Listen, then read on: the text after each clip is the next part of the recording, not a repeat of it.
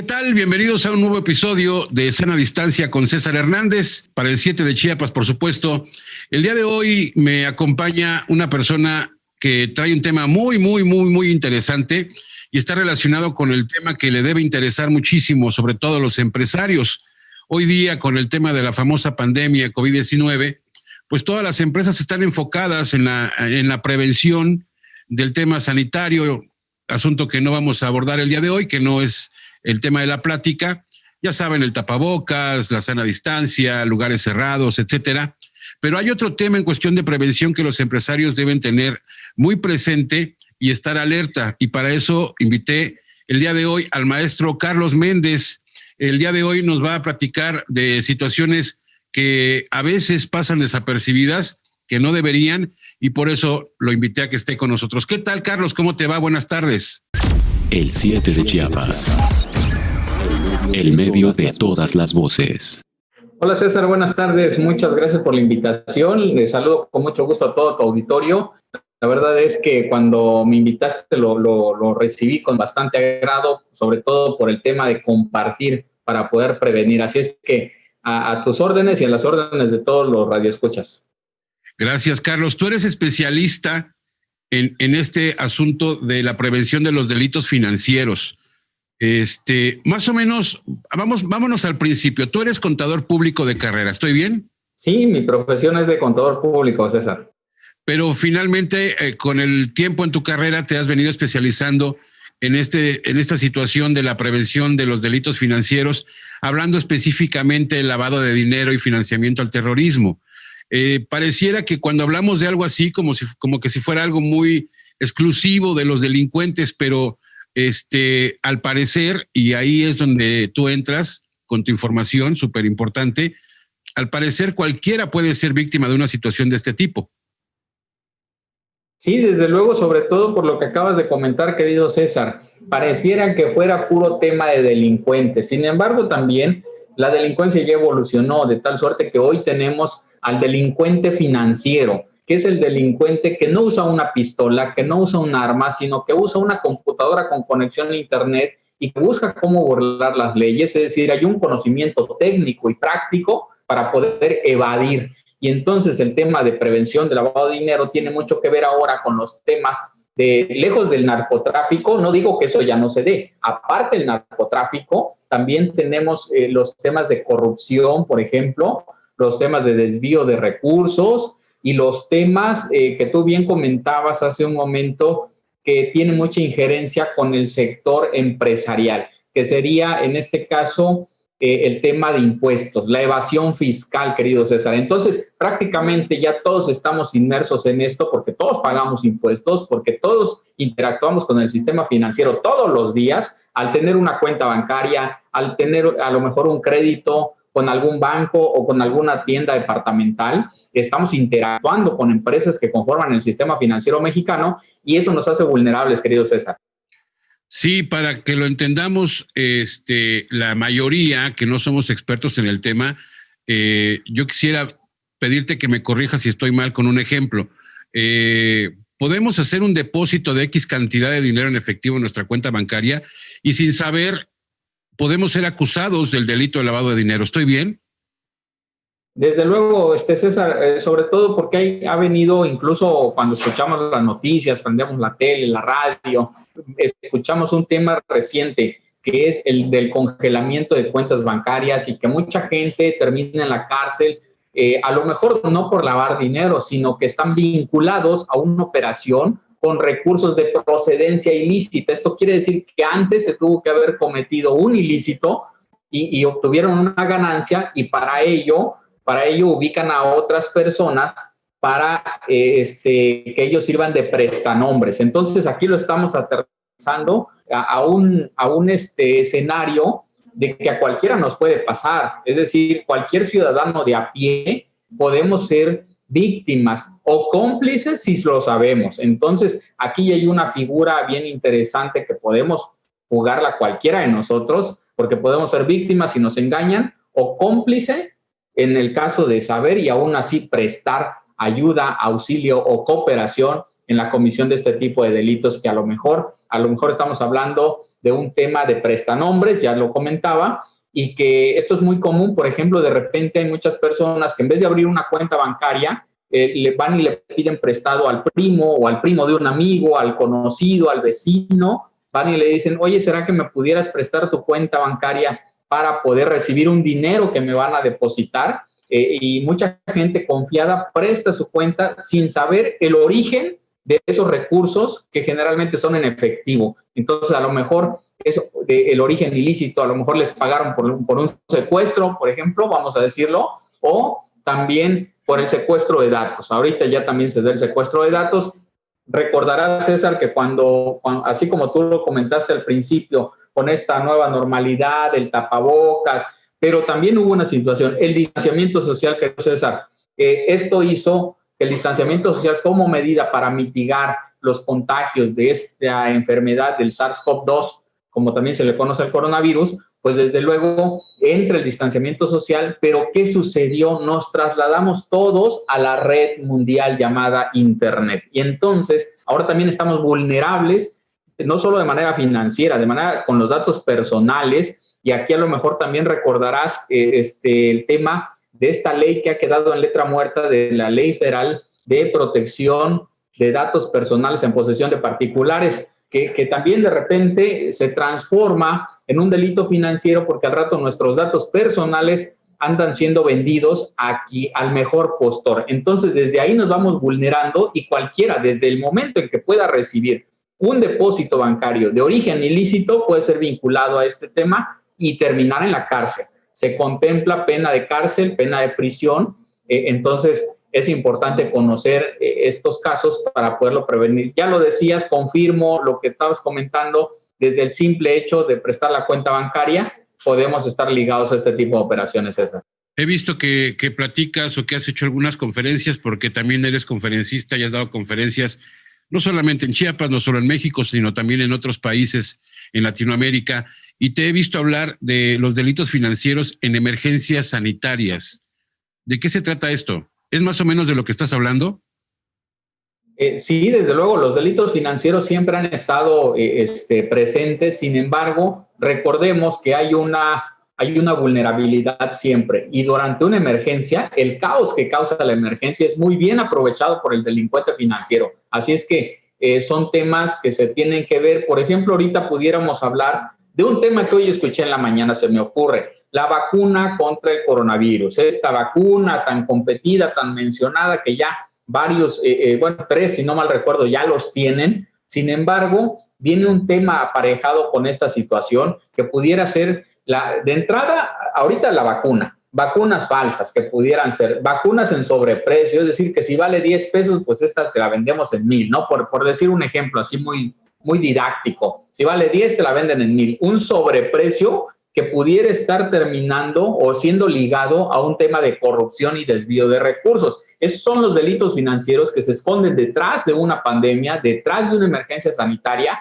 como la que estamos pasando en este momento. Y pues bueno, son ese tipo de cuestiones. Cuando recién comenzó, se tuvieron casos donde incluso habían falsos kits de detección del coronavirus. Entonces, fíjate cómo el delincuente financiero siempre está pensando cómo sacar provecho a costa de quien sea, y aquí a costa de la humanidad, porque se trata de una pandemia y que lógicamente se le denomina pandemia porque ya está en varios países del mundo, y entonces es aquí donde el delincuente financiero busca su beneficio económico a costa de lo que sea, incluso a costa de las muertes que tantos ha causado este COVID-19, como también se le llama esta enfermedad, y hemos visto un sinfín de productos milagrosos, de vacunas, que antes de que existieran las vacunas que ahora tenemos, que se anunciaban en internet, en redes sociales, casi, cómprate esta pastilla y con una sola toma te curas del coronavirus. Entonces, vemos también ahí cómo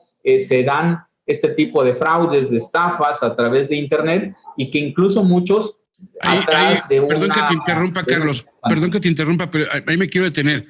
Ahí es donde yo me estoy medio confundiendo. ¿En dónde está el delito financiero? Porque tú y yo sabemos bien que este tema de los famosos productos milagro y productos falsos, pues no es exclusivo de una pandemia, ¿no? Toda la vida la delincuencia ha encontrado la forma de cometer fraudes, porque ahí es donde yo encuentro el delito, en el fraude, de vender un medicamento milagroso que no es medicamento, o me hablabas tú de las famosas pruebas que no son reales, y como tantas cosas, ¿no? Que puedes comprar unos tenis de una marca que finalmente no eran de la marca, y así nos podemos ir. Pero el delito financiero, que es propiamente, el nombre lo dice, financiero, por el cual a una persona que no es delincuente, que es un empresario, vamos a llamarle una persona que tiene un restaurante, ¿no? Con 6 mesas y que tiene un restaurante ahí pequeñito o mediano. ¿Cómo se le puede, qué puede cometer? O sea, a mí lo que me interesa es que la gente que vea este video le sirva tus consejos y la información que nos puedas compartir. ¿Qué acciones puede cometer sin saber, sin hacerlo de manera deliberada como un delito, pero que sí se le puede acusar como lavado de dinero? Hablaba, por ejemplo, al principio del tema de el depósito en efectivo de un monto específico que si rebasa X cantidad se te puede acusar, porque ese dinero en efectivo pues no hay forma de comprobar su procedencia, ¿no? Pero ¿qué otras acciones pudiera cometer un empresario o un cliente o un proveedor para poderlo tipificar, si es la palabra correcta, como un delito financiero, como lavado de dinero o incluso como el financiamiento al terrorismo, que son los temas a los cuales tú te dedicas? Claro, recordemos que en el caso del lavado de dinero, ese es un nombre coloquial, vamos a decirle, con el cual se le conoce en México. Hay otras regiones que le hablan el blanqueo de capitales, lavado de activos. Sin embargo, su nombre técnico se le denomina operaciones con recursos de procedencia ilícita. Entonces, aquí hay una cosa que tenemos que denotar: el origen ilícito de recursos. En este caso, voy a tomar el caso que tú comentabas del restaurante. El restaurante, por ejemplo, lo pone alguien y ese alguien va a decir, bueno, pues sabes que yo tengo muchas ganancias porque me dedico a extorsionar a la gente, pero pues no lo puedo yo demostrar. Voy a dar entonces una apariencia de legalidad a esos recursos, porque cuando me pregunte, por ejemplo, Hacienda, de qué obtuviste, cómo obtienes tus ingresos, no va a decir de la extorsión. Entonces, lo que va a hacer ahí, va a crear una fachada, un negocio fachada, que pudiera ser el restaurante. Y el restaurante va a ser un restaurante normal, va a existir, va a vender, va a tener una carta que ofrecer. Sin embargo, aquí viene un tema bien importante que ya hace rato adelantaba: el sobreprecio. El sobreprecio en medicamentos, decía hace rato. Ahora vamos al sobreprecio en los platillos, o bien alterar el número de platillos que vende. Si, por ejemplo, llegaron 10 comensales, pues lo ideal es que facture 10 comensales, lo que consumieron los 10 comensales. ¿Dónde se da el delito financiero aquí? Donde va a aumentar sus ingresos para decir, ¿sabes qué? Sí vinieron 10 y los facturé, pero hubieron otros 1,000 que no me pidieron factura, pero yo sí los facturé. Lo que está haciendo ahí es meter ese dinero al sistema financiero. ¿Por qué? Porque el banco se lo va a aceptar, va a decir, esto es lo de mis ventas del día, lo va a aceptar. ¿Y qué crees? Generalmente ahí el negocio no está a nombre de la persona que hace la extorsión, el delito anterior, sino que busca un prestanombres. Entonces llegan con el primo, con un conocido, y le dice, oye, fíjate que quiero poner un negocio, pero no lo puedo tener a mi nombre. Entonces yo quiero ver si tú me echas la mano para poder ser el representante de la empresa. Y entonces, César, le dan de alta al prestanombres en el SAT como contribuyente. Sin embargo, todas las ganancias que genera aparentemente ese negocio, lo va a recibir el otro que está detrás, el extorsionador, vamos a llamarle en nuestro ejemplo, y solo presta su nombre. Entonces, aquí es donde se está cometiendo el delito financiero, porque se atrevió a dar sus datos, y que además aquí hay una situación bien interesante, querido César. Aquí hay una suplantación de identidad, porque va a decir que a través de una comisión en efectivo, a lo mejor de dinero, permite que le suplanten su identidad, porque al final de cuentas, cuando llegan y dicen, ¿quién es el dueño? Y dice, yo.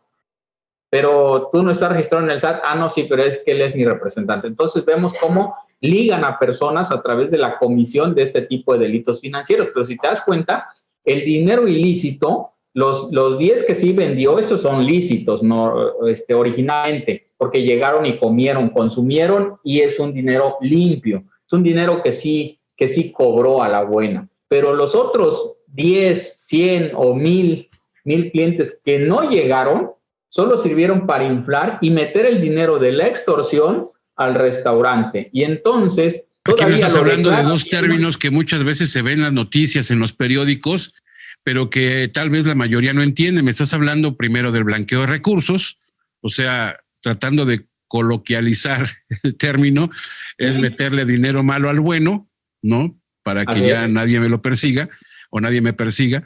Y el otro término que hemos escuchado mucho es el famoso prestanombres, ¿no? Que tal vez muchos no entiendan, bueno, ¿qué es un prestanombres? Pues yo, que me dedico, como tú dices, a una situación delictiva, pues agarro a alguien que no se dedica a eso, que tiene un restaurante, una estética o lo que sea, y a través de su negocio blanqueamos los recursos. Eso es más o menos lo que nos estás explicando, ¿no? Sí, definitivamente, y también comentarte que son 3 pasos para lavar dinero. El primer paso es la colocación, que es prácticamente, lo estábamos ejemplificando justo ahorita y lo precisaste de manera muy bien, el tema de que ese dinero proveniente de extorsión lo lleva a la cuenta del restaurante y dice que es de las ventas que tiene el restaurante. Entonces aquí se da la colocación, que es poner el dinero de origen ilícito al banco para que lleguemos al segundo paso, la estratificación o enmascaramiento también se le llama, que es donde los recursos lícitos se envuelven con lícitos e ilícitos. Entonces ahí ya dificulta su rastreo. Lo que quieren hacer es dificultar el rastreo de esos dineros porque prácticamente ya quedan todos revueltos y ya no se sabe cuál es lícito y cuál es ilícito. Entonces, y eso nos lleva al paso 3. El paso 3 del lavado de dinero es ya cuando obtienen los recursos como si fueran legales. ¿Cómo sucede esto? Es cuando ya el dueño del restaurante, por así decirlo, recupera su dinero ya con apariencia de legalidad. Es decir, ¿dónde te compraste, por ejemplo, el coche último modelo que tienes afuera de tu casa? Ah, sí, de las ganancias del restaurante, ¿no? Y lo dice con la mano en la cintura porque lo declaró, pagó un impuesto, lo metió al banco. Entonces está dando una apariencia de legalidad y entonces dice, bueno, pues sí, tengo todo esto porque tengo un restaurante que vende bastante y ahí está, ¿no? Entonces, ahí ya vemos cómo retornó. Y aquí hay una cuestión también que quisiera destacar, querido César, que el proceso de lavado de dinero tiene 3 pasos, pero además tiene una trazabilidad. La trazabilidad del lavado de dinero es circular porque inicia y termina justo en el mismo punto, con la misma persona que lo inició. Es decir, si le seguimos el rastro, vamos a llegar a quién es el que es artífice de todo esto, quién es el actor intelectual, vamos a decirle, porque el actor real es un prestanombres. Nunca va a aparecer su nombre ahí. Simplemente mete a personas que hacen el trabajo sucio. Por eso se le llama lavado de dinero, porque tiene un origen ilícito de esos recursos. Y de igual forma, el origen ilícito, he estado hablando de la extorsión, pero bien pudiera ser del secuestro, bien pudiera ser también del tráfico de órganos, por ejemplo, ¿no? Por mencionar algunos ejemplos. Sí, narcotráfico, hay un montón de razones por las cuales los delincuentes... De hecho, hay un documento, fíjate, César, que se llama la Evaluación Nacional de Riesgos, que se le practica a México, y tenemos ahorita 2 evaluaciones, la del 2018 y la del 2020, donde se ha visto una cuestión bien interesante. En el 2018 detectaron 3 riesgos, 3 vulnerabilidades al lavado de dinero en México. Corrupción, evasión fiscal y narcotráfico. Dentro de estas estaban las 3 vulnerabilidades en el 2018. Para el 2020, ¿qué crees? Se acrecentó el tema de corrupción y ahora parece que se lava más dinero proveniente de corrupción que por narcotráfico. Entonces son estadísticas, que no lo digo yo, que ahí están las estadísticas de gobierno federal, que dice que ha ido a la alza el tema de corrupción. Y entonces... también aquí como para poner sobre la mesa y problematizar un poco, a veces tenemos que ver de dónde proviene la corrupción, porque la corrupción para que se dé se necesita de dos partes, el que pide y el que ofrece. Entonces también pudiera estar de nuestro lado combatir la corrupción o más bien el lavado de dinero proveniente de corrupción. Así es que ahí están las situaciones. Y en el caso del restaurante, hablamos sobre un tema, César, el tema de que metió más dinero del que cobraba. Y por otro lado, también pudiéramos decir que en vez de que el platillo costara a lo mejor 100 pesos, vamos a decir, no, ¿sabes qué? Aquí el platillo vale 1,000. Es el sobreprecio. Y de esa forma me voy ahora al otro ejemplo de las emergencias sanitarias derivados de actos de corrupción, que pudiera ser que estuvieran comprando medicamentos a un precio por arriba, por encima de lo que es el precio del mercado normal. Es acto de corrupción que va a terminar siendo lavado ese dinero porque está obteniendo ganancias que son ilícitas y que además en grandes cantidades. ¿Te imaginas? Por eso se mueven los mercados también de esa forma, de que si hay mucha demanda, a veces también simulan que hay escasez para aumentar el precio, y hemos visto que ahí se dan los delitos financieros. Oye, otro ejemplo, Carlos, por ejemplo, tratando de darle información útil a la gente que quiera evitar ser víctima de este tema, escuchándote me hace recordar una plática que tuve con un amigo que tenemos en común, el contador Jorge Padilla.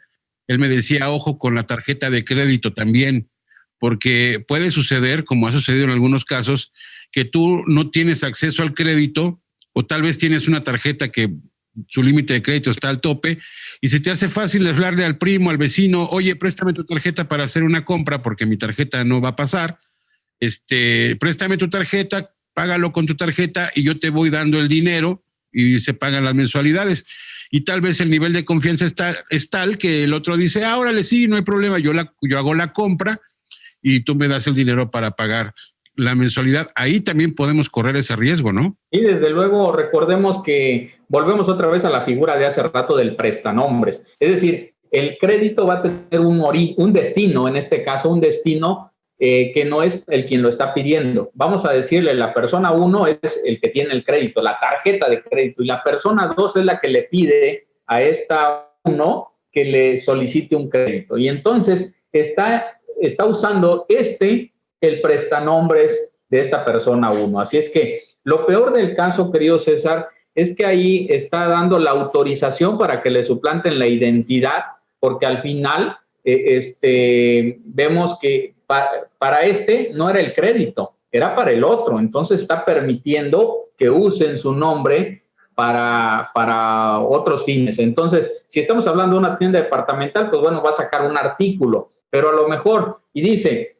¿sabes qué? Con tu tarjeta de crédito ayuda a sacar 30,000 pesos y esos 30,000 pesos lo va a usar a lo mejor para rentar un coche con el cual va a cometer un secuestro. Entonces ya tiene un destino ilícito esos recursos. Así es que de esa forma es como se van vinculando las operaciones, y que por eso muchas empresas han terminado ligadas a estos asuntos. Y recordarás, César, el tema de Julián Álvarez, Rafa Márquez también, que fueron incluidos en una lista de la Oficina del Tesoro de los Estados Unidos, justamente por no conocer con quienes realizaban operaciones comerciales. Ellos fueron vinculados a un narcotraficante, y entonces ahorita a estas alturas hay que conocer con quienes tenemos relaciones comerciales, conocer a nuestro cliente, conocer a nuestro proveedor, conocer a nuestros socios también. Eso es parte de lo que se debe de cuidar ahorita ya en materia de prevención de lavado de dinero, y desde luego conocer a nuestros empleados también. Entonces, hacia adentro, los empleados y los socios, hacia afuera, proveedores y clientes.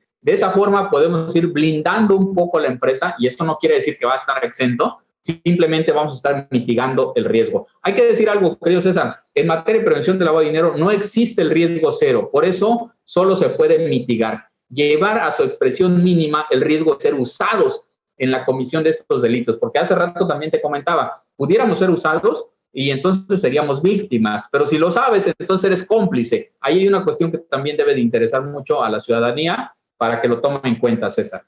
Sí, hay una ley por ahí, ¿no?, que dice que el hecho de que no estés enterado no quiere decir que no seas responsable, ¿no? O sea, si estás cometiendo un acto ilícito, tal vez podría ser un atenuante que no lo sabías, pero eso no te exime de la responsabilidad. ¿Estoy bien?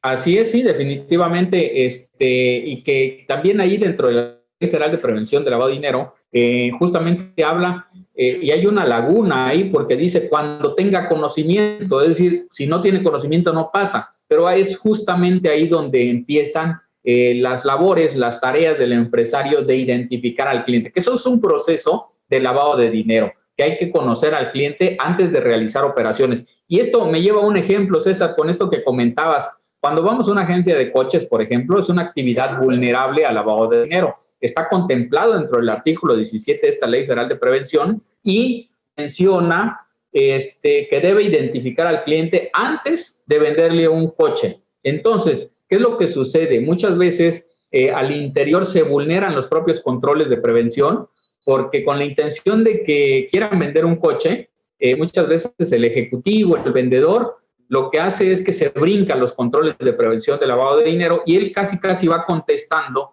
ese cuestionario que nos hacen en el momento de llegar a la agencia para conocer si tenemos de entrada no solo la capacidad de pago, sino que también el origen lícito de los recursos. Ahí se trata de comprobar el origen lícito de los recursos, que sea legal, vaya. Entonces, muchas veces ellos van contestando por nosotros y ya nada más nos pasan la hoja llena y dice firme aquí. Entonces, desde ahí se van vulnerando estos procesos para identificar operaciones con recursos de procedencia ilícita, César.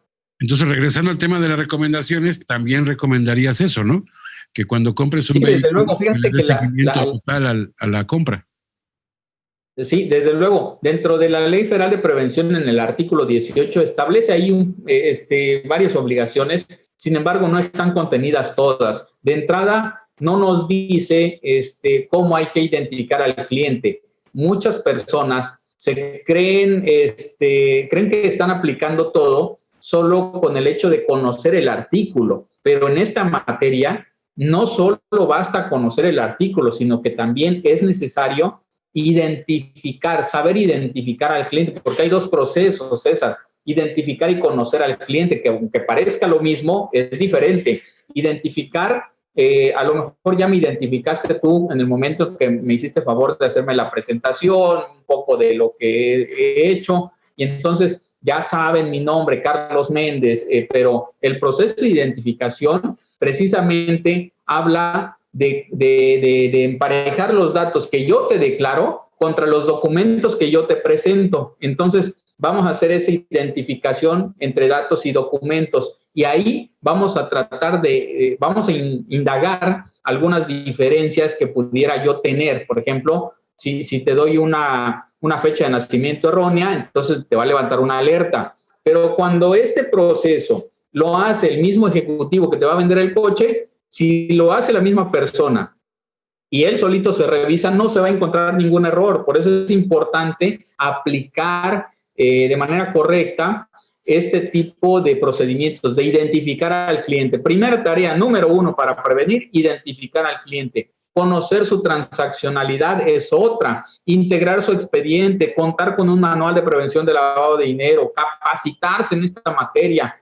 Fíjate que aquí te comparto una anécdota que me pasó daba una clase virtual. Me decía, fíjate que yo ya estuve en un diplomado de prevención de lavado de dinero, pero yo no había visto que la prevención de lavado de dinero estuviera tan ligada a los números, porque terminamos haciendo gráficas. Pareciera que esto es un tema meramente legal, pero no. El lavado de dinero, César, se identifica a través de patrones de operaciones. Entonces, nos apoyamos mucho, quienes nos dedicamos a esto, nos apoyamos mucho en otras áreas como es la estadística, la criminología. Por ejemplo, saber cuándo un cliente quiere engañarme. Lenguaje no verbal, por ejemplo, en ese sentido. Identificación de documentos apócrifos o alterados. Hemos visto cómo algunos documentos de repente nos lo presentan como documentos originales y nos hemos dado cuenta que son documentos apócrifos hechos con una impresión de última generación que dan la apariencia que fueran documentos originales, y es precisamente donde entran las otras materias como la grafoscopía, documentoscopía, el tema de las firmas. Todas esas materias nos ayudan, y la estadística para identificar operaciones. El mismo proveedor, casi las mismas cantidades, casi en las mismas fechas, y entonces hay algunas alertas que pudiera el empresario detectar si le están haciendo fraude también. Por ejemplo, Los factureros, como también se le llaman a estos que venden las facturas nada más así, que simulan operaciones, tienen ya ciertos patrones. Ahí te van algunas alertas. Realizan sus operaciones el último día del mes antes de que cierre el portal bancario. Las cifras son cerradas, es decir, 10,000, 100,000, .00. Entonces, son muy cuadradas. Sin embargo, también hay otros indicadores como son los propios conceptos que lleva la factura. Esta factura que solo simula una operación puede decir asesoría. ¿Asesoría en qué? Al final de cuentas te dice una asesoría en general, pero no puntualiza en nada. Otros documentos que hemos encontrado en auditorías de prevención de lavado de dinero, porque hay auditorías ya en esta materia, que hemos encontrado que dicen boletos de avión y no te dice ni el origen, ni el destino, ni la fecha, ni el pasajero, por ejemplo. Son facturas que simulan operaciones. Entonces, por esa razón es que llegan a ser un delito financiero ligado a actos de corrupción, a desvío de recursos, fraudes, y terminan en lavado de dinero. Así es que, porque son cantidades enormes, entonces hay que tener mucho cuidado porque en cualquier momento pudiéramos estar vinculados y terminar como víctimas o como cómplices, César.